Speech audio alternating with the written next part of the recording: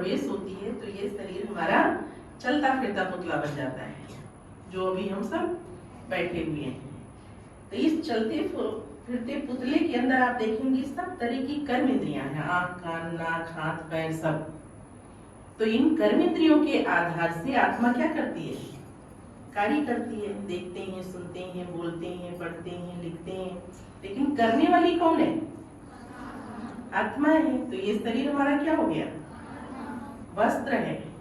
जैसे ये वस्त्र चेंज करते हैं ना, ऐसे आत्मा इस बॉडी को भी चेंज कर देती है और धारण कर लेती है। तो आत्मा इस शरीर रूपी वस्त्र को धारण करके सृष्टि रंगमंच पर कार्य करती है।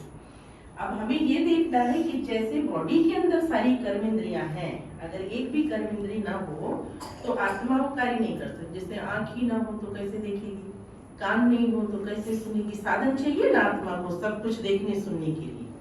इसी तरह से जैसे शरीर में हर तरह के अंग की आवश्यकता होती है, ऐसे आत्मा के भी 3 अंग हैं।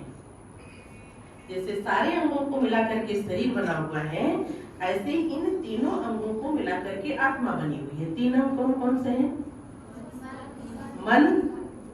मन क्या करता है? मन क्या करता है? नहीं जानते। संकल्प करता है। जैसे आप यहाँ बैठे हैं और अभी कहाँ गए थे? बोले नहीं तब तक देख के आ गए ना। तो मन का काम क्या है? संकल्प करना। और मन तुरंत जाकर के, इन आंखों से हम नहीं देखते लेकिन मन उस चीज को देख के आ जाता है। जैसे अभी आपको कहा जाए घर याद करो, याद करने की जरूरत है? घर बोले नहीं तब तक घर में कौन चीज कहाँ कैसे रखी है देख के आ जाती है।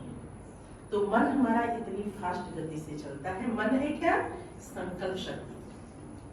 और संकल्पों के द्वारा मन कहीं भी जा सकता है, जिसकी गति साइंस से भी क्या है? तीखी है, रॉकेट से भी तीखी है। अभी यहाँ सेकंड भी नहीं लगेगा, कहाँ से कहाँ पहुंच जाता है। तो मन हमारा पानी की तरह तैरता रहता है, हवा की तरह उड़ता रहता है।